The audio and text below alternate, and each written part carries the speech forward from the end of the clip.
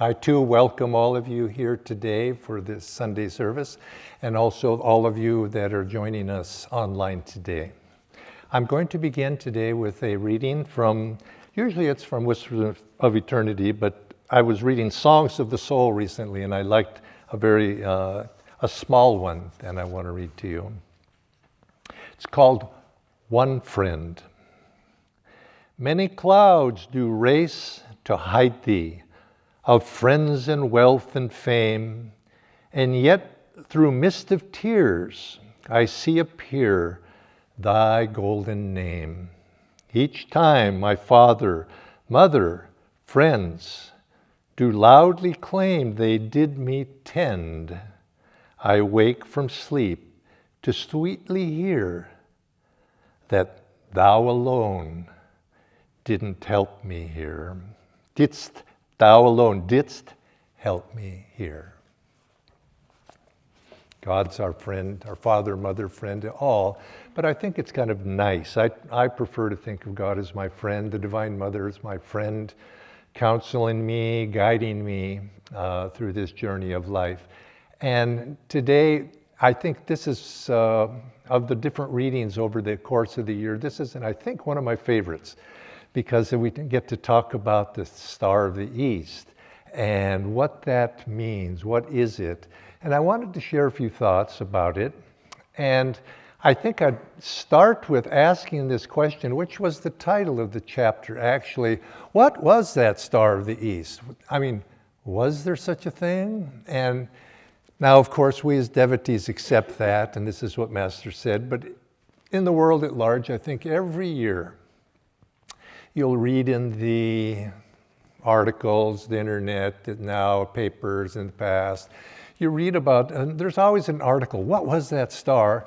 And I think it's probably been for millennia now that scholars, historians have been asking that question. And of course, they come up with the standard answer. Well, it must have been maybe it was a comet, or it was Venus shining extra brightly, or the conjunction of multiple stars. You've read these articles, I'm sure. and I suspect years from now, centuries from now, probably that same question is going to be asked. Did it really happen? Was there really a star there? Now we take it on faith that yes, there was a star there. But I was thinking, as ever I do when I read these articles, I said, does it really matter? Is this story true? In other words, then they go on from the star. Well, wise men, did they come, or if they did, when they did, that sort of nature that, people fall into that. And again, I ask the question, well, does it really matter? Because there is truth in the story, even if the story is untrue. Because the story of what happened, and even you see in Matthew, he tells the story one way, and Luke, a couple books later, he tells it slightly differently. They didn't agree. But does it matter? Because that's not the truth. The truth is something deeper, because that message of what took place a couple thousand years ago is alive today. And that message was something mystical. And Matthew who was a disciple. Tradition has it, St. Matthew, one of the disciples, direct disciples, he was announcing right at the beginning of the Gospels, the New Testament begins, and he was setting the scene, setting the stage for what was to come, and he was telling us this was no ordinary man who had been born. And he's telling the audience right away, this was something special. This was a divine incarnation. And for those who have ears to hear, he was saying it came, that star, he was a manifestation of the consciousness of that star, because we know from our teachings, it was that star represents the Christ consciousness. And Jesus Christ manifested that through his incarnation. It was a star of hope. It brought light into the darkness. All of these are truths underneath that outward story, whether the historical facts, who knows, 2,000 years ago, but that's not the truth. And I think the truth is a universal experience is being demonstrated there in that story. And even if that perhaps didn't happen that way, why not accept that story? Because doesn't it awaken devotion? Doesn't it, I mean, every year by this time, do we have one? A nativity scene up yet? It probably will be soon, if not now. So, oh, here we go. That's right there. You know, this is an interesting little side fact. The nativity scene is said to have been started by St. Francis, you know, in the Greccio, in a cave in Greccio. And that must be somewhere, is that close to Assisi, Greccio, somewhere close there? He started that. And I think that resonates with everybody. The story, it's the outward, but it's also the inward of giving ourselves. A Redeemer has been born to take away the darkness in our lives, that we may be born again into that light. So let's worship the Christ child in that way, because that is a deeper truth there. Now today, I want, there's sort of two texts or two thoughts that I want to share with you today. One is about the spiritual eye and the star of the east. And the other is the meditation that is coming up on Saturday. As you know, we're going to have our annual 8-hour meditation. We do it every year we've done it. It was started by Paramhansa Yogananda when he came back from India. He began to have this on, at first he had it on the 24th of December, but because on the 25th, it's usually a social occasion, he found the cooks, I think, rebelled and said they had so much to do that after a couple of tries on the 24th, he moved it to the 23rd. You could say it's a spiritual Christmas. And when people go within, try to experience longer, deeper, more thirsty God-given meditation or Guru-given meditation, have a chance to practice that. And we've been carrying on that tradition here at Ananda Village since the first one I believe we had here was 1969, but Swami used to do it in San Francisco before that time. And that's when I attended my first one at that time. And we've been doing it every year since, the annual tradition. And I want to encourage all of you to come. It's a special time. It's a time when many people have felt blessings at that meditation. And if you listen to the recordings of Master, you know, he would reference how Christ had appeared to people during that meditation. And I still feel that that spirit of Master, spirit of Christ, is alive today. So you might have a blessing, just even if you don't feel it in that special sense. There is a special blessing at that annual meditation. So I encourage you to come and see for yourself. It's a good discipline, if nothing else, just to be able to sit there for a period of time. But I want to also share with you a story, and it concerns a blessing that I had in 1986. Had a blessing that at a Christmas meditation. Now, normally we're advised, you know, if you read a blessing, you know, don't keep it to yourself. But you know, I look back on my life and I was a different person. That was somebody else. It's almost like 30 plus years have gone by since that time. So I'd like to share this story because I think maybe it has some certain lessons, certainly lessons that apply to me, but I think also perhaps there are lessons that might apply to all of us as well. Now, actually, before I start on that story, I was thinking about, you know, the meditations we used to have in those days, and Swami would lead them. And some of you were probably there too. There was a different one when he came on one time. He waited till the very last minute to show up for the meditation, and everybody had been gathered in there. It's the old temple over there. And he came right at the last minute. And he was in his, like he traditionally would wear. I think he had a dhoti, his orange dhoti, and a kurta, and he had a shawl. And he walked in, and he says, "It's stuffy in here. Open the windows." Were any of you there? Now, if you go out today right now, what is it, maybe 60 degrees out there, 55, 60 degrees. It was one of those years when it was about 35 degrees out there. It was about like this, no sun, 35. It was freezing out there, it was really cold. And he says, "Open the windows." And so, of course, everybody opens all those windows over there and keep them open. And so we went, and I looked around, and there was sort of like a paleness came over some people because it got cold. Now, I was fortunate because I had brought a big wool blanket with me, and not in anticipation of that, but just generally it was my habit. And so all the windows were open, and some people were sitting close to those windows. I could see that they were they were really cold, and they stayed open until the break, the intermission, and it got cold in there. And then, at intermission, people went out to get something warm. But the point of this is, and then when they came back in, I think Swamiji, I believe, got up and went to the washroom. And while he was gone, people surreptitiously started closing those windows. But they left the one right behind Swamiji, they left that one open. And he came back, and he didn't move. He did not move.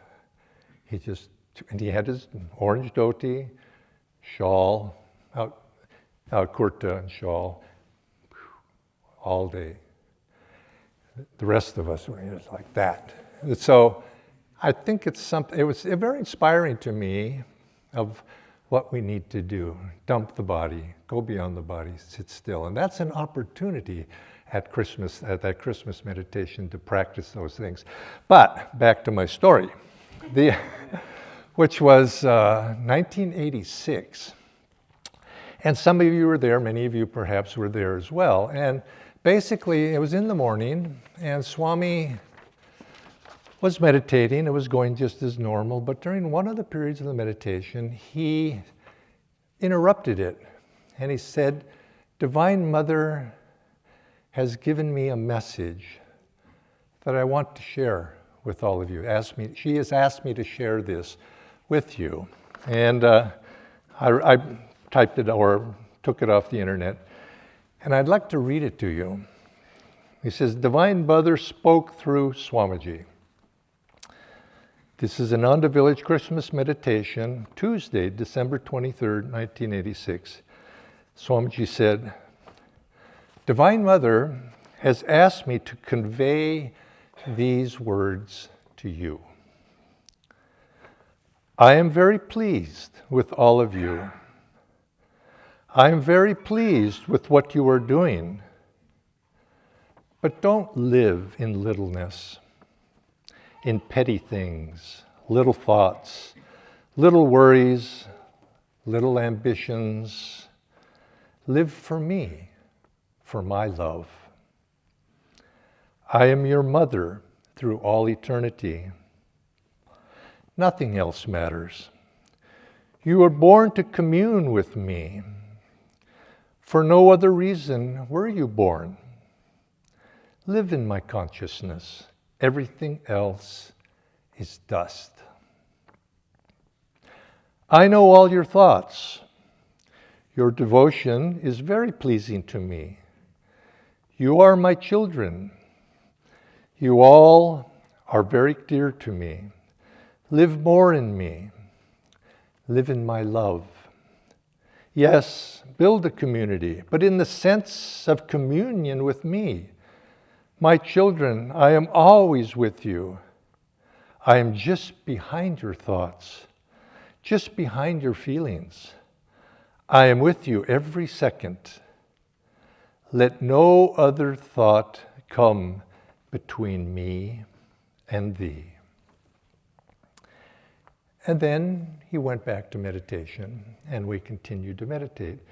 Now, That in itself was a blessing, to be there for that. That was a blessing. But there was one more thing, which I'll come to. But before I go further, I have to give it a little context. And you have to understand where my mind was at that time. I'm a bit of a skeptical person. I was born that way. That's how I look at it, and I try to reform, not be too skeptical, because skepticism has its purposes, but I tend to be skeptically overly sometimes, and I was more so then. That was 30 plus years ago. That's why I don't quite relate to it as much anymore. But I was skeptical. You could say something, and I would not believe it necessarily unless I experienced it for myself. I was that way. And Swami used to tell this story, which I've related elsewhere. He used to tell this story about the Englishmen riding on the train. And they were riding on the train out in the countryside, and one Englishman says to the other, my dear friend, look at the sheep over there on the hillside. Yes, I see the sheep. He says, don't you notice that they've been recently shorn? Somebody sheared the sheep that took the wool. And the other English says, yes, I agree, at least on this side. And when Swami would do the punchline, and then he'd start laughing, he'd do the punchline, he would kind of look meaningfully at me. Because that's how I was. That's how I was. I just didn't, I don't accept it. But I have to admit, when I read the autobiography, I couldn't believe any of it. I believe some of it. It was just too fantastical for me. But my saving grace, if there was I didn't reject it either. I just wouldn't accept it into that's true. I didn't say it was false. I just said, well, it's on the shelf, and I'll put it there. So whereas some people, if they don't believe it, they say, well, it's false. I didn't go that far. But it was, but I was like that. And so you have to think of it in that way in terms of what I mentioned. So Swamiji he recites these words, and he goes back to meditating. And I said, my mind starts going like this. Was that really true? I'm just how I am. And he says, was that really? I don't know. Maybe, possibly. Or was that really, he was relating what Divine Mercy said, or was he just sort of being inspired? Swami's poetic. So he said, maybe that was that. And now my mind started, and I was just kind of, on one hand, that was going on. The other hand was saying, Jaya, come on. It was inspiring. Go with it. And no, I was like that. I don't know if any of you are like that, but some of us are. And so I was going like that. And so this was going on, maybe within a few minutes after Swami finishes this. All of a sudden, the spiritual eye appeared in my inner vision. Bright. Just like that, up there up on the top, but much brighter, and beautiful, and inspiring. And boom. And I looked, and my mind stopped all of that nonsense. Stopped. And I looked into that light, and I knew enough to recognize what I was seeing. And I started gazing. I tried to absorb myself in that light to the best I could. And I felt very inspired. I felt blessed, grateful, all of those things that you would naturally feel. And this lasted for about 12 to 15 minutes. And it didn't go away, solid. And then it started to fade. And I was so inspired by that. And I learned a few lessons by that, and it changed me. Not immediately, I didn't all of a sudden get up and was different, but I began to change a little bit. And there was some lessons that came to me out of that. One was, my God, everything that's Master has said is true. It's true. Now, I knew it was true, but it was, intellectually I knew it was true, but I didn't have any experience of it being true. That was the first time I'd ever seen something like that. And I'd been meditating then. What was that? That was 17 years. I finally see something. Well, it's true. And the fact and that importance of that personal experience is I had been teaching a little bit I was a minister at that time doing Sunday services, and I'm doing my duty. But a sense of seeing that spiritual eye allowed me to say, I have seen it. It's true. And it gave me the assurance, not just with that spiritual eye, but it gave me the assurance with Master's teachings. It's true. It's true. What he has brought is true from my experience. And with that assurance, I could teach. I could share. And it's permeated. I wasn't presenting saying, yeah, but I don't know. And it was true. So that was the first lesson. Second lesson was, Swami was saying, I mean, that's what's happened. It was no coincidence. That came right after Divine Mother had spoken through Swami. And it was because I was going like that, and Swami was a channel, and he was a channel for Master, and I said, he is a channel for Master. To me, put it that way, maybe to me at least. Then, and also, take seriously the words that are being said here. For no other reason were you born. Live in my consciousness. Everything else is dust. I'm always with you. I'm just behind your thoughts, just behind your feelings. I'm with you every second. Faith. Faith comes out of that. I'm with you. And you can go forward. I could go forward. I said, well, okay. Now, so I began to slightly change with that, and things began to fall into place a little bit. But a thought came up to me, which is kind of what I wanted to chat about. A thought came to mind. Now, this was so real to me, there was no doubt. I mean, there's no doubt that it was not my fantasy, any fantasy.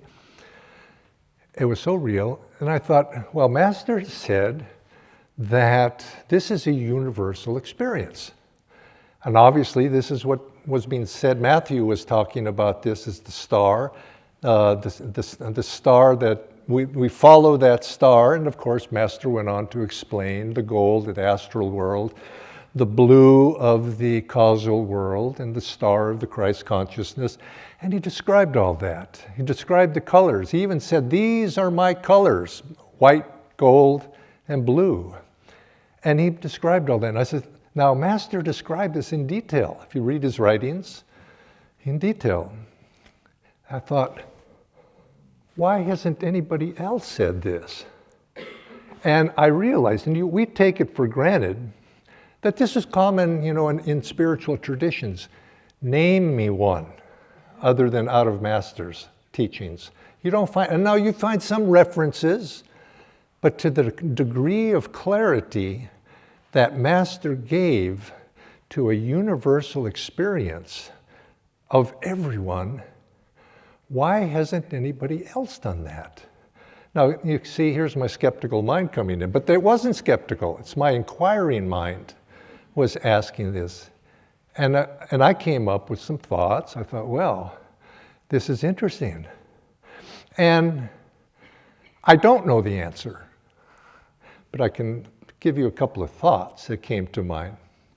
Because I would say, you think about this and see if you can answer this. Why?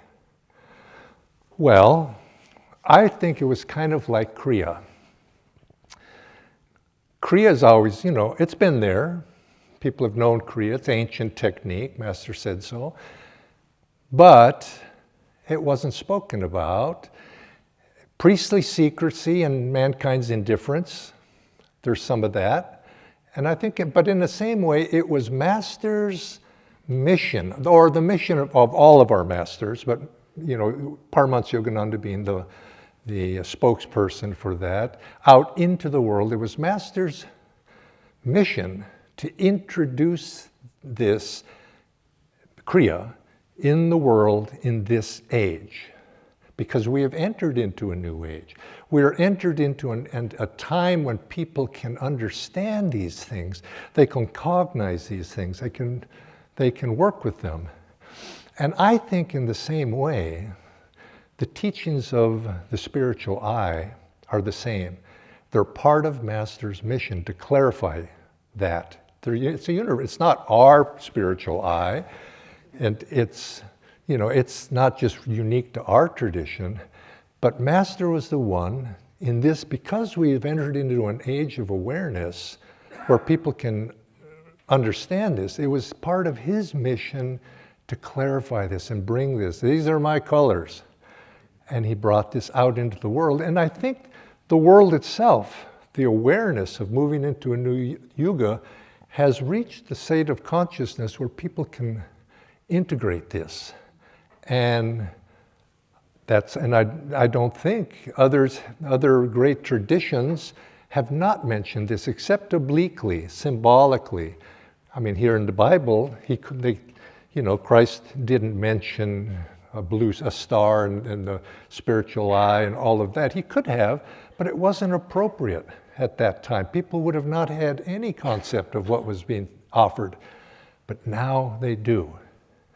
And I think, in a sense, when I've come to understand that, I've realized this is Master's mission, to bring these teachings, these esoteric sides of these teachings out in the world today. And it's going to be in the ages to come.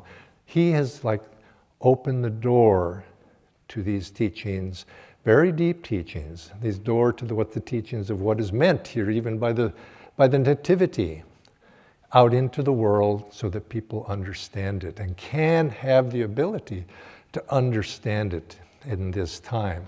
And so I think we, all of us here, of course, are emissaries for all of that.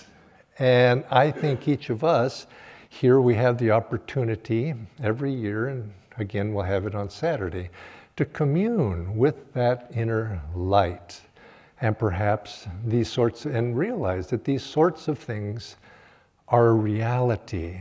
And we go into these not realizing that grace can descend on every one of us, and it has descended already. The fact that we're even here doing this, it's an act of grace. But special acts of grace can descend upon each one of us.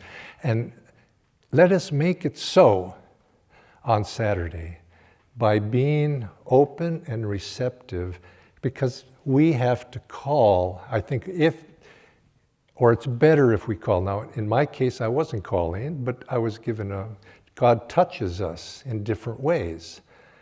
And so it is, each of us also can be touched in those ways. And in this way, communing with that inner light, communing with the vibration, communing with that sound is how we can celebrate Christmas every day in our meditation, in our devotion, and visualizing that nativity scene, the devotional sweetness, so sweet. And I think God, Guru are so sweet. And Divine Mother, thinking of her today, when I was playing these chants, I was thinking of her. Why I chose those chants is bringing the Divine Mother actively into our life. She chose Swami in that one case to be a channel, but really all of us are channels. All of us can be that channel, to be able to bring her consciousness out into the world, and you could say be instruments of that grace in our personal spiritual search, but all of us together, realizing when we come together, we have a certain power that is manifest. And let's use that power. Let's come together. And this is the grace that all of us have, the opportunity all of us have every year. And it could be more than once a year, but let's certainly in Christmas time, let's fulfill that potential, and let's build that power more and more every year at the Christmas meditation. So God bless all of you, and I hope to see you all on Saturday. God bless.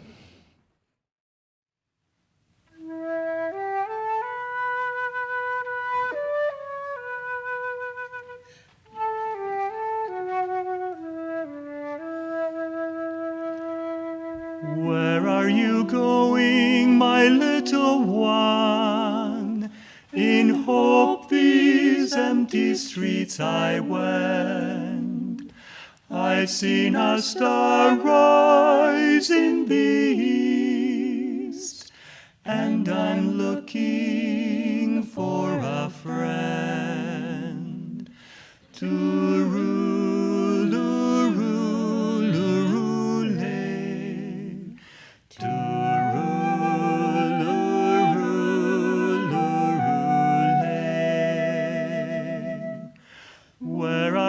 going, good shepherd folk? From a lowly valley we ascend. A wondrous vision sent us here. We're looking for a friend to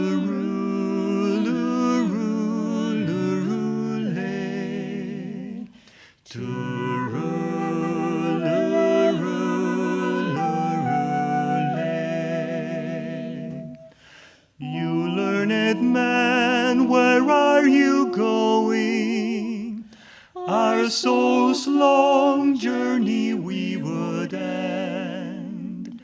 Therefore we've come to Bethlehem.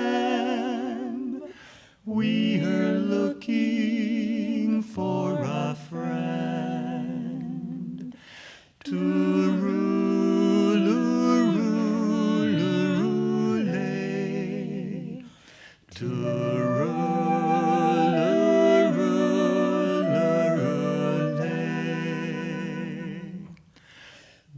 people, let me come with you. Perhaps he's just around this bend. But whether near or far, I too have been looking for a friend. Once there lived a tiny nightingale in the ancient land of Israel. Not a note he ever sang until that night when Christ was born. That night, no song he did sing, so wise men tell, till that night when Christ was born. On that night he came upon a field, there a band of shepherds to sleep did yield. For none knew what wonders the dark concealed, that night when Christ was born. That night, no song he did sing, so wise men tell, till that night when Christ was born. Suddenly an angel host appeared, with their songs the solemn darkness cleared, and the shepherds awoke, God's host revered, that night when Christ was born. That night, no song he did sing, so wise men tell, till that night when Christ was born. Then the nightingale did fly up high, till he joined the angels in the sky. In his joy he opened his beak to cry, that night when Christ was born. That night, no song he did sing, so wise men tell, till that night when Christ was born. As he tried to chirp that holy name, suddenly his voice in music came, and with angel choirs he did proclaim, that night when Christ was born. That that night, that night. No song he did sing, so wise men tell, till that night when Christ was born. Ever since that night, the nightingale every heart with music does regale, and his favorite song it is the tale of that night when Christ was born. That night, that night. No song he did sing, so wise men tell, till that night when Christ was born. Then let us, if we would sweetly sing, join the angels praising Christ the King, that they to our hearts once more may bring that night when Christ was born. That night, that night. No song we can sing, so wise men tell, till that night when Christ is born. That night, that night. No song we can sing, so wise men tell, till that night when Christ is born.